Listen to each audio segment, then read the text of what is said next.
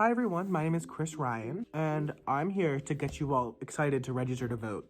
But before we get started, I just want to make sure that everyone has the information that they need. So if you don't have your driver's license, you can get a picture of your social security number. If you didn't know, with registering to vote, you're actually entered into a raffle, and I'll get to the prizes of the raffle. They're pretty exciting, but any senior is entitled to join this raffle, even if you're not eligible to register to vote this May 18th.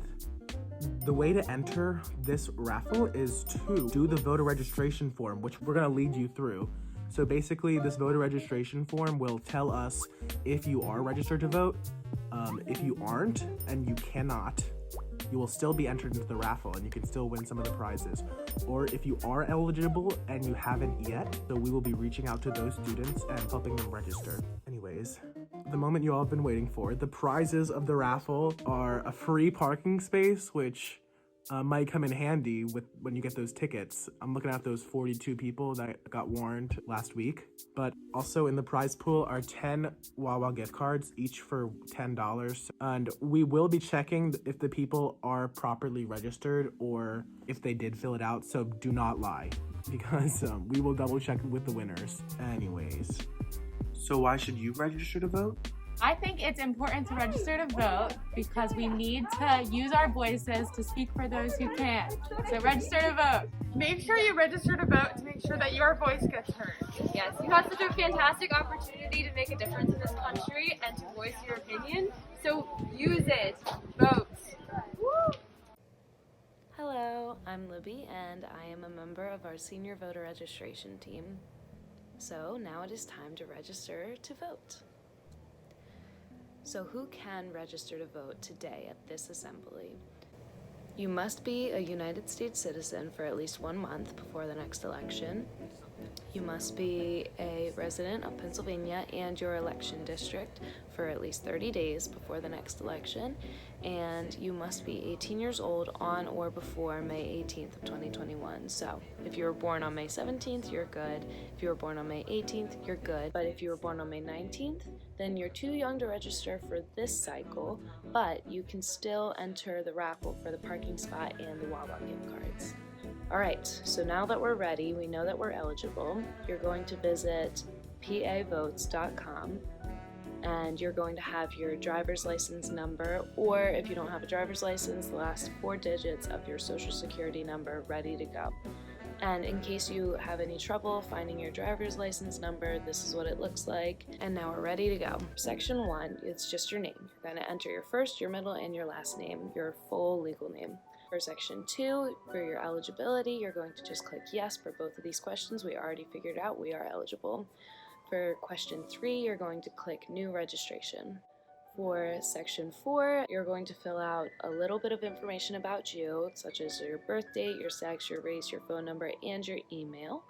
And then for section 5, you're going to fill out your address, your Pennsylvania address, and you cannot use a P.O. box address. And in case you need help, our municipality is Haverford and our county is Delaware County.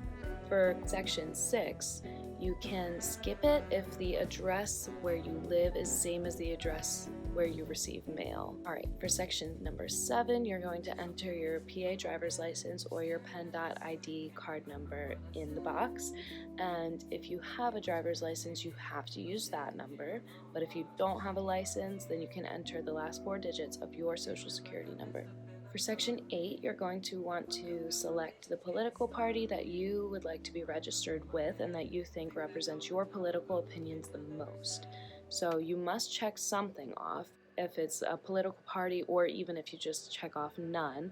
But in Pennsylvania, only those who mark Democratic or Republican for this section will be allowed to vote in the primaries on May 18th of 2021.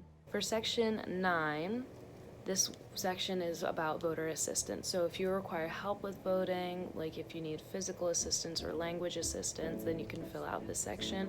But if you don't require help, you can just press no or skip this section. For section 10, this is the changed voter registration information. So you can skip this section unless you are already registered and want to change information that you put in already. And if these sections do not apply to you, it probably won't apply for most people, then you do not want to fill them out.